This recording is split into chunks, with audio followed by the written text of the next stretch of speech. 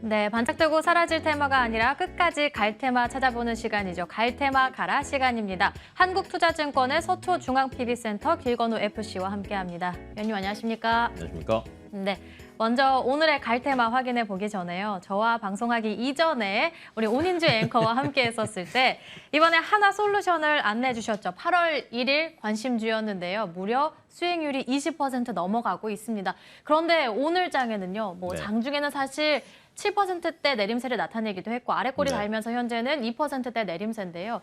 이 종목은 사실 위원님이 먼저 하자고 제안을 했습니다. 그만큼 책임감이 정말 강하다는 건데 지금 이 구간을요. 저희가 고점대로 인식을 해야 되는 구간인지 아니면 지지 라인을 구축해 나가고 있는 구간이라고 생각하시는지 어떻게 봐야 될까요? 여러 가지를 종합을 해보면 저는 태양광 같은 경우에는 꾸준히 더 가지고 있어도 된다라는 위주거든요. 왜 그러냐면 미국에서 이제 인프라 감축법이 통과되면서 사실은 신재생에너지 섹터가 조금 탄력을 받았어요. 근데 최근에 유럽에서도 사실은 기준금리도 인상한다라고 얘기를 하고 그다음에 사실은 기준금리를 인상하는 가장 큰 이유가 뭐냐면 전력 생산하는데 너무 많은 돈이 들어가요.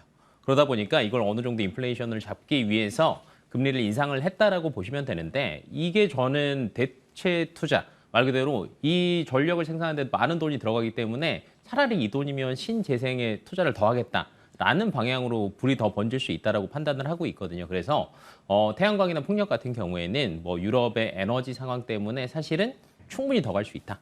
그러니까 짧게 보는 것보다는 조정돼서 살짝 고민하시는 분들이 있을 것 같은데 조금 더 업사이드를 열어두셔도 되실 것 같습니다.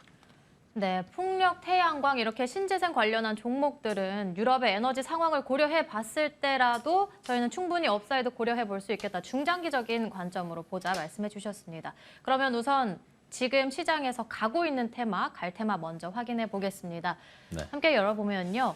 여행 항공주, 여행의 빗장 해제, 그리고 환율의 부담, 이렇게 양측의 입장이 나오고 있는데요. 사실 여행 항공주가 입국 전 코로나 PCR 검사 해제 그리고 국제유가 하락으로 인해서 수요가 증가할 거다라는 관점이 있고요. 반면에 원달러 환율이 굉장히 크게 올랐잖아요. 지금 네. 오늘만 해도 1374원대 뚫어내고 있는데 이렇게 두 가지 의견이 팽배합니다. 우선 관련한 종목들 함께 확인해 볼게요. 먼저 여행 관련해서 하나 투어의 경우에는 5%고요. 제가 두 종목을 합쳤는데요. 레드캡 투어는 5%대 오름세입니다. 모두 투어 4%대, 참 좋은 여행 그리고 세중 역시나 3%대 오름세고요. 그리고 항공주 역시나 강한 흐름 나타내고 있는데 진에어 보세요. 6%대 강한 흐름 나타내고 있고 대한항공, 아시아나항공, 한진칼, 티웨이 항공까지도 일제히 오늘 장에서 이렇게 빨간불 나타내고 있습니다. 그러면 저희는 좀 호재를 보고 진입하는 게 좋을지 아니면 환율에 대한 부담으로 상승할 때마다 좀 빠져나오는 게 좋을지 어떤 전략으로 세워보는 게 저는 좋을까요? 후자가 맞다라고 봐요. 진에어 같은 경우에는 저도 일본에 대한 이제 규제가 조금 풀리면서 추천을 했던 종목 중에 하나긴 하는데 왜 그러냐면 환율이 그때 당시보다는 지금 환율 민감도가 훨씬 더 심해졌다라고 보시면 될 것 같고 환율의 업사이드가 지금 굉장히 열려 있잖아요. 그러다 보니까 환율에 대한 것들을 생각을 안 할 수가 없다는 점으로 이제 체크를 하셔야 될 것 같은데 특히 이제 항공사들 같은 경우에는 환율에 민감할 수밖에 없습니다. 왜 그러냐면 항공인은 대부분 리스로 하거든요. 근데 이 리스 부채가 대부분 외화 부채예요. 달러라고 생각하시면 되고 연료를 지급하는 유류비도 달러로 결제합니다. 그러다 보니까 2분기 말에 외화 관련 손익을 따져보니까 대한항공이 1,900억 마이너스였고요. 제주항공이 198억, 진에어가 158억 정도 마이너스였거든요. 외화 손실액만 따지자라면. 그러면 국내선이나 국제선이 회복을 어느 정도 해야 이거를 조금 감세를 할 수 있다라고 생각을 하시면 되시는데 미주 노선은 많이 살아났어요. 하지만 동남아 같은 경우는 아직도 39%, 일본이 한 11% 선이거든요. 그리고 이제 화물 운임 자체도 여전히 그래도 강세 쪽의 흐름은 가져가고 있긴 하지만 MOM 기준으로 따지면은 감소세가 굉장히 뚜렷하게 나타나고 있어요. 그래서 항공주들보다는 사실은 저는 여행주가 조금 더 선택하기 낫지 않겠나라고 판단하고 있어서 항공주들 같은 경우는 조금 손익이 낮다라고 하시면 저는 조금씩 빠져나오는 게 맞다라고 봅니다. 네, 항공 여행주를 묶어봤을 때 우선 항공주의 경우에는 너무나도 높은 환율 민감도 때문에라도 오를 때마다 빠져나오는 게 좋겠다라는 전략 말씀해 주셨고, 그러면 말씀해 주신 대로 항공주보다는 여행주가 네. 좋겠다 말씀해 주셨는데 그중에서 저희가 그나마 꼽아볼 만한 종목이 있을까요? 뭐 하나투어, 뭐 모두투어 뭐 이런 것들도 있지만 저는 차라리 호텔신라가 조금 더 나을 것 같아요. 왜냐면 국내 여행이 많이 살아나기는 했어요. 뭐 8월에 국내선 이용객 수를 보니까 작년 대비하면 한 18% 정도 늘기는 했거든요. 근데 대부분 이제 환율이 많이 올라가다 보니까 해외여행이 사실 부담될 수도 있거든요. 그러다 보니 사실 거기 들어갈 돈을 좋은 호텔에서 푹 쉬다 오자라고 생각을 하시는 소비자들이 굉장히 많을 거예요. 그러다 보니까 호텔신라 같은 경우는 2분기에도 호텔 레저 부분이 영업이익이 284억 나오면서 흑자 전환했거든요.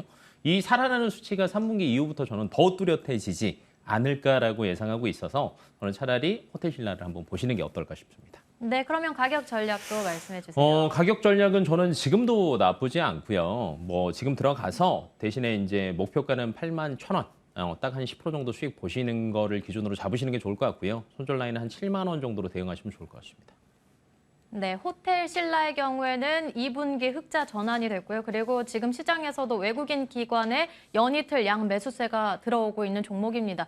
지금 충분히 진입해도 괜찮겠다라는 판단 주셨고요. 목표 주가는 81,000원, 손절 라인은 7만 원으로 대응해 보시길 바라겠습니다. 그럼 저희 다음 테마로 넘어가 볼게요. 두 번째, 팀장님이 꼽아주신 테마로는 의류주, 실적 모멘텀의 날개를 달까라고 제시를 해주셨습니다. 하반기 리오프닝 영향으로 인해서 관련한 종목들 계속 올라가고 있고요. 네. 하반기까지 이어질 수 있을지가 의문인데 아가방 컴퍼니의 경우에는 5%대 강한 흐름 나타내고 있고 패션 플랫폼도 5%대 강한 흐름, 휠라홀딩스, TBH글로벌 그리고 영업무역까지도 일제히 오름세를 나타내고 있습니다. 하반기까지 과연 이 상승 흐름을 이어갈 수 있을까요? 저는 충분할 것 같아요. 명절 때 혹시 백화점 가보셨어요? 아울렛이나? 저는 안 가봤습니다. 안 가봤어요? 네. 명절 때 한번 가보신 분들은 느끼셨을 텐데 정말 줄을 서서 기다리는 상황들이었거든요. 그러니까 최근에 그 말 그대로 의류주들의 주 유통망이 백화점이에요. 근데 백화점에 7월 매출이 뭐 한 32% 정도 늘어났고요. 8월도 거의 비슷할 것 같아요. 그러니까 7, 8월에 휴가 시즌이랑 물리면서 뭐 스포츠, 아동, 여성 캐주얼 이런 것들이 굉장히 많이 팔렸거든요. 근데 이게 9월 달에도 이어질 것으로 보여지는 것 중에 하나가 최근에 백화점에 뭐 유입되는 사람 수가 굉장히 많이 늘어난다라는 거. 그다음에 9월부터 FW 시즌 제품이 팔리기 시작합니다. 그러다 보니까 사람들이 또 여행 가고 싶고 뭔가를 가고 싶으면 꾸미는 거 먼저 해요. 왜냐하면 기분이라도 내야 되니까. 그래서 실적 자체가 저는 3분기를 기점으로 더 많이 살아날 것으로 예상이 되고 있고 차라리 의류 쪽, 그리고 이제 반대쪽으로 생각을 해보자면 의류 쪽이 사실은 중국 매출이 사실 별로 안 좋기는 했거든요. 근데 11월 11일 하면 생각나는 거 있으세요? 11월 11일 중국의 광군제. 광군제. 네. 근데 이 광군제에 대한 매출이 시작되는 게 9월 말부터입니다. 네, 선수요가 반영되기 시작한다라고 보시면 될 것 같아요. 그래서 3분기 실적 때 이게 찍히기 시작한다라고 보시면 될 것 같고요. 중국의 이제 부분 봉쇄가 조금만 더 해제가 된다라고 하면 사실은 훨씬 더 빨리 살아날 수 있거든요. 그래서 그런 관점으로 의류주를 한번 접근을 해보시는 게 좋을 것 같습니다. 네, 저도 사실 10월에 유럽 여행을 앞두고 지금 막 옷을 사고 싶죠. 뭘 살까 보고 있었거든요. 근데 딱 제 네. 이야기를 해주시더라고요. 네. 이렇게 3분기 가운데서도 매출 비중이 가장 높은 때다 이렇게 말씀을 해주셨고 그럼 저희 의류주 중에서도 어떤 종목, 중국 광군제와 관련한 종목을 꼽아주실 건가요? 저는 이제 국내랑 중국 두 쪽을 다 바라보는 종목을 한번 골라봤는데 FNF가 낫지 않을까라고 예상을 하고 있습니다. 2분기 매출이랑 영업이익도 굉장히 좋게 나오기는 했지만 특히 이제 중국에서 부분 봉쇄가 있었음에도 불구하고 MLB 같은 경우에는 매장 수도 여전히 꾸준하게 순증하고 있어요. 그래갖고 상반기 기준으로 했을 때 600개 정도 있고요. 매출로 따지면 1분기 때 영업이익이 한 1,500억 정도 나왔거든요. 그리고 FNF 같은 경우에는 중국 쪽도 어느 정도 충분히 살아나고 있다라고 생각을 하셔도 되지만 사실은 매출이 많이 늘어나고 영업이익이 많이 늘어나다 보니까 사실은 현금성 자산이 꾸준하게 늘어나고 있어요. 그래서 이 현금성 자산을 가지고 사실은 작년에 테일러메이드에 5천억 투자했죠. 그다음에 저번 달에 최근에 MZ세대가 테니스로 또 많이 넘어갑니다. 맞아요. 골프에서 테니스, 네. 그리고 자전거로 많이 맞아요. 넘어가고 정말 이쪽으로 많이 있더라고요. 넘어가는데 테니스 브랜드에다가 또 827억을 또 투자를 했어요. 네. 네, 그다음에 또 최근에 바디프렌드 인수펀드에도 또 투자를 하고 있거든요. 그러니까 자체적인 매출도 많이 살아나기도 하지만 그 외적으로도 투자를 또 굉장히 잘하고 있어서 앞으로 한 4분기, 하반기 때 실적이 정말 기대가 되는 기업 중에 하나다라고 생각하시면 될 것 같습니다. 네, 그러면 저희 가격 전략도 세워볼게요. 네, FNF 같은 경우에는 목표는 17만 원, 손절 라인은 13만 원 정도로 대응하시면 좋을 것 같습니다. 네, 찬바람이 불면 의류주에게는 또 성수기가 다가오고 있는데 그중에서도 관군제에 대한 기대감 갖고 있는 FNF, 본래 이 의료 관련한 사업도 잘 하고 있지만 그리고 그 외에 나머지 투자도 굉장히 활발하게 하는 곳으로 오늘의 종목으로 꼽아주셨습니다. 목표 주가는 17만 원, 손절 라인은 13만 원으로 대응해 보시길 바라겠습니다. 지금까지 갈테마 가라 시간 함께했고요. 한국투자증권의 서초중앙PB센터 길건우 FC와 함께했습니다. 오늘 말씀 감사드립니다. 네.